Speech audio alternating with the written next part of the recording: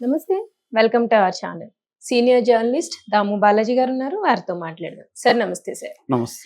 Sir 'game changer' మూవీలో కొన్ని పాటలు తీసేశారు అంటున్నారు సార్. దానివల్ల ఫ్యాన్స్ కూడా చాలా గొడవ పెడుతున్నారు అంటున్నారు. అసలు ఏ పాటలు తీసేశారు సార్? అసలు ఎందుకని తీసేశారు పాటలు?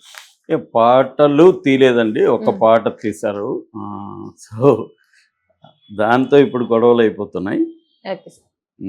కాకపోతే ఏందంటే ఆహ్, సినిమా దీని మీద రకరకాల పుకార్లయితే వస్తున్నాయి. పాటలు లేవంట కదా! అన్నట్టుగా ఆ! కూడా రాస్తున్నారు. హ్మ్. బట్ నేను చూసా కాబట్టి ఆహ్, 'నానా హైరానా' అనే పాట తీసేశారు.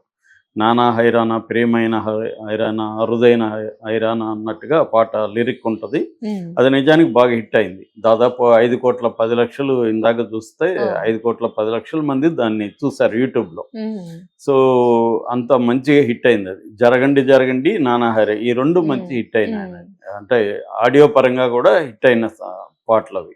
మరి అంత హిట్ అయిన సాంగ్‌ని ఎందుకు సార్ తీసేశారు? అదే వస్తున్నా. అంటే మనకి ఫస్ట్ సాంగు 'మచ్చ మచ్చ' సాంగ్ ఉంటది. హ్మ్. అది చాలా బాగుంటది. వైజాగ్ బీచ్ ఇవన్నీ చాలా ఇంట్రెస్టింగ్‌గా తీశారు. దాని తర్వాత ఇంకొన్ని మనకి 'నానా హైరానా' చాలా మంచి పాట. అది రాసిందొచ్చి రామజోగయ్య శాస్త్రి హ్మ్. అనమాట. లిరికల్‌గా కూడా చాలా బావుంటది. దాని తర్వాత తమన్ దాని మ్యూజిక్ కూడా డిఫరెంట్‌గా చేశాడు. అంటే హ్మ్. Western and Karnataka fusion music చేశాడు దానికి. హ్మ్. అందువల్ల అది ఒక సౌండ్స్ గానీ అన్నీ కూడా వెరైటీగా ఉంటదది 'నానా హైరానా'. ఒక మంచి మెలోడీ హ్మ్. డాన్స్ కూడా మెలోడీ పరంగా వాళ్ళిద్దరి ఇది బావుంటదనమాట. 'KR Advani' and 'Ram Ram Charan' Charan. Steps కూడా హ్మ్. చాలా గ్రేస్‌ఫుల్‌గా బావుంటాయి. ఆహ్, తర్వాత పాడింది కూడా కార్తిక్ అండ్ శ్రేయ ఘోషల్. శ్రేయ ఘోషల్ ఎంత స్వీట్ వాయిస్ ఉంటదో మనకు అవును సార్. తెలుసు. సో, ఆ మెలోడీకి ఆమె హ్మ్. చాలా పాపులర్ గదా! అది తీశారు. అట్లాగే దాని స్టెప్స్ కూడా బోస్కో మార్టిస్ అని ఒక కొరియోగ్రాఫర్ దాన్ని చేశారనమాట. మొత్తం సాంగ్ గూడా మేజర్‌గా స్విట్జర్లాండ్‌లో తీశారు. సో, వండర్‌ఫుల్ లొకేషన్స్ గానీ, విజువల్‌గా గానీ ఆహ్, చాలా బావుంది. స్క్రీన్ మీద చూస్తే చాలా బావుండేది.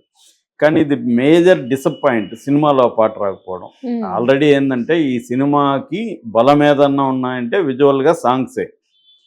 Background okay music, sir. Songs, Ram హ్మ్. చరణ్, సూర్య పెర్ఫార్మన్స్‌లే ఈ సినిమాకి హైలైట్. హ్మ్. అనేక మైనస్‌లున్నాయి ఈ సినిమాలో. నేను ఆల్రెడీ రివ్యూ చెప్పాను కాబట్టి మళ్ళీ చెప్పట్లేదు గానీ, అనేక హ్మ్. మైనస్‌లు ఈ సినిమాకున్నాయి. ప్రధానమైన మైనసు 'శంకరు'.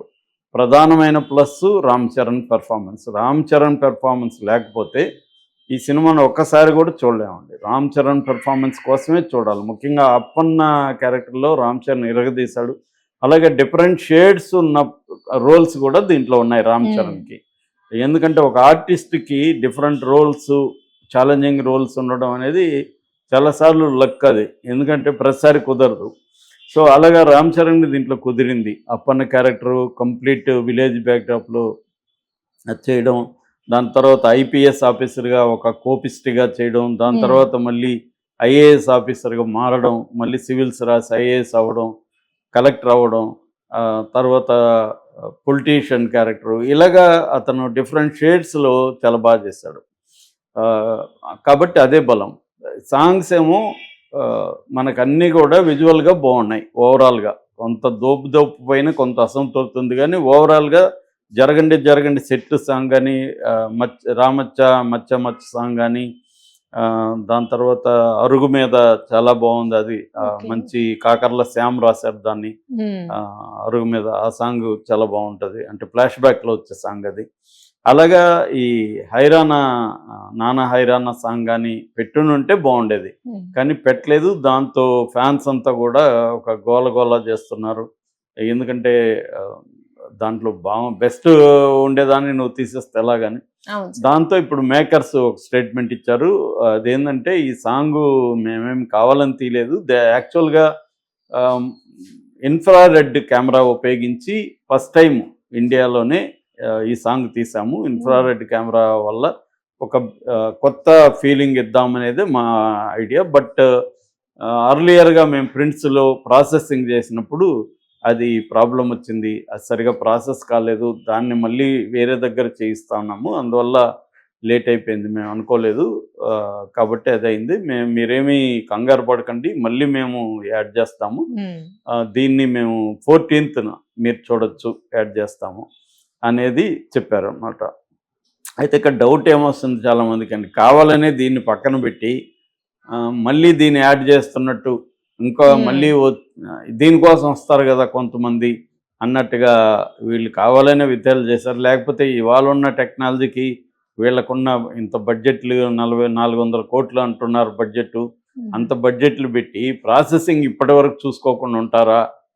ఎప్పుడో చూసుకొని ఉంటారు కదా. ఇది కావాలనే ప్లాన్డ్గా, కావాలని పెట్టకుండా ఆపి తర్వాత పెట్టి మళ్ళీ రిలీజ్ చేస్తే అదొక వెరైటీగా ఉంటుంది, జనం కూడా మళ్ళీ దానికి వస్తారు అని. ఇప్పుడు పుష్పాలో కూడా మనకి 20 నిమిషాలు మళ్ళీ యాడ్ చేసి రీలోడెడ్ అని మళ్ళీ రిలీజ్ చేస్తున్నారు. ఎందుకంటే ఎప్పుడైతే సినిమా కొంత డౌన్ అవుతుందో దాన్ని ఏదో ఒక రకంగా మళ్ళీ పుష్ చేయాలి. అది ఇప్పుడు ఎందుకంటే పుష్ప 1800 కోట్లు క్రాస్ అయినాక డౌన్ అయిపోయింది. డౌన్ అయిపోతే ఇప్పుడు వాళ్ళ టార్గెట్ 2000 కోట్ల దంగల్ సినిమాని క్రాస్ చేయాలి. క్రాస్ చేయాలంటే ఇప్పుడున్న ఈ ఫేస్లో క్రాస్ చేసే పరిస్థితి కనబడలే. అందుకని మళ్ళీ దాన్ని ఏదో ఒక రకంగా పైకి లేపాలి.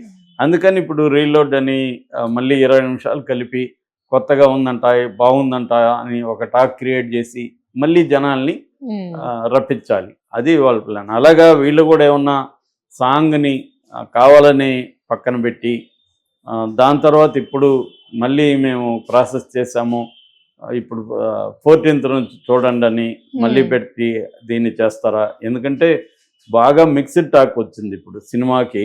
ఎక్కడ కూడా ఇనానిమస్గా చాలా బాగుంది సినిమా, బ్రహ్మాండంగా ఉందన్న మాట నేనైతే ఉండలేదు. నేను దాదాపు నా అభిప్రాయం పక్కన పెడితే నేను చూశాను, నా అభిప్రాయం చెప్పాను ఆల్రెడీ. అది కాకుండా నేను అనేక ఆడియన్స్ రివ్యూలు చూశాను, కొంతమంది జెన్యూన్గా చెప్పే రివ్యూస్ చూశాను. ఈవెన్ తమిళ వాళ్ళు, ఎందుకంటే శంకర్ కాబట్టి తమిళ వాళ్ళు లోన్ చేసుకున్నారు. విడాముయర్చ్ అని అజిత్ సినిమా కూడా దీనికోసం ఆపేశారు. శంకర్ సినిమా వస్తూ ఉంది, పైగా RRR తమిళనాడులో కూడా బాగా ఆడింది. ఆల్రెడీ రామ్ చరణ్ ఓన్ చేసుకున్నారు. కాబట్టి రామ్ చరణ్ శంకర్ అంటే ఒక బజ్ క్రియేట్ అయింది, పైగా మెగా బడ్జెట్ సినిమా ఇది. అందుకని తమిళ వాళ్ళు కొంత ఫ్యాన్స్గా ఉండరు కదా, రామ్ చరణ్ ఫ్యాన్స్ అంటే పొగిడేస్తారు ఇక్కడ. అట్లా కాకుండా వాళ్ళు ఎట్లా చెప్తున్నారు చూస్తే 90% అక్కడ ఆడియన్స్ ఇది బాగాలేదు, అసలు శంకర్ సినిమాలోనే వరస్ట్ అన్నట్టుగా మాట్లాడుతున్నారు. దీనికంటే ఇండియన్ 2నే బాగుంది అనేది కూడా చాలా మంది మాట్లాడారు. వాళ్ళు చెప్తున్నది కూడా రామ్ చరణ్ పెర్ఫార్మెన్స్ కోసమే ఈ సినిమా చూడాలి, రామ్ చరణ్ బాగా చేశాడు, శంకర్ ఇంక సినిమాలు మానుకుంటే మంచిది అన్నట్టుగా కూడా కామెంట్లు చేశారు. ఎందుకంటే శంకర్ మార్క్ ఏమాత్రం లేదు, శంకర్ పాత ఆయన ఎప్పుడో నేను చిన్నప్పుడు సినిమా చూసినట్టుందని కూడా ఒక అబ్బాయి కామెంట్ చేశాడు.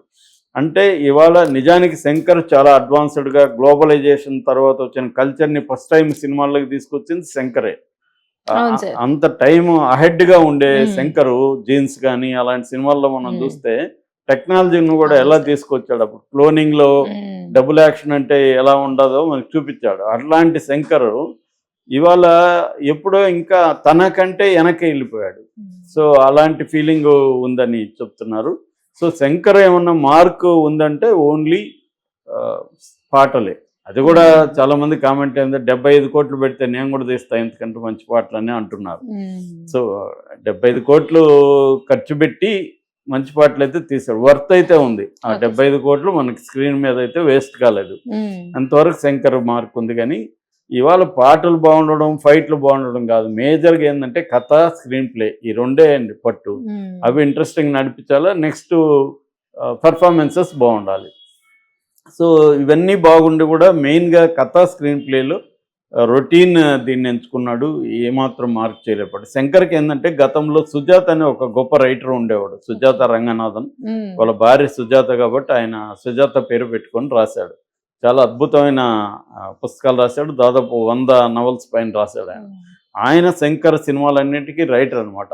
మణిరత్నం సినిమాలకు కూడా ఆయనే రైటర్. ఆయన ఉన్నంతకాలం స్క్రీన్ ప్లేలో బ్రహ్మాండంగా ఉండేది, ఎందుకంటే ఆయన గొప్ప రైటరు. స్క్రీన్ ప్లే ఎలుదూదు ఎప్పుడే అని బుక్ కూడా రాశాడు ఆయన, స్క్రీన్ ప్లే రాయడం ఎలాగని. మణిరత్నం సినిమాలకు కూడా ఆయన చనిపోయారు ఆ మధ్య. ఆయన చనిపోయిన తర్వాత శంకర్ కష్టాలు స్టార్ట్ అయినాయి. రోబోకి కూడా ఆయనే. ఎందిరన్ అని పేరు, యంత్రుడు అని పేరు పెట్టింది కూడా ఆయనే అన్నమాట, సుజాత. ఎందుకంటే ఆయన తమిళ్లో సైన్స్ ఫిక్షన్ నవల్స్ చాలా రాశాడు. సో ఆయన పోయినాక శంకర కష్టాలు మొదలైనాయి స్క్రీన్ ప్లే వాటిల్లో. సో ఏదేమైనా ఈ పాటని కావాలని ఆపారన్న విమర్శలు అయితే వస్తున్నాయి. ఏదేమైనా ఫస్ట్ ఇప్పుడు 10 నుంచి 14 తేదీ వరకు చూసే వీళ్ళే కదా ఎక్కువ చూసేదంతా ఇప్పుడే. మళ్ళీ పాట కోసం వెళ్ళాలా అన్న ఫీలింగ్ అయితే జనాల్లో వస్తుంది. Right sir, thank you sir.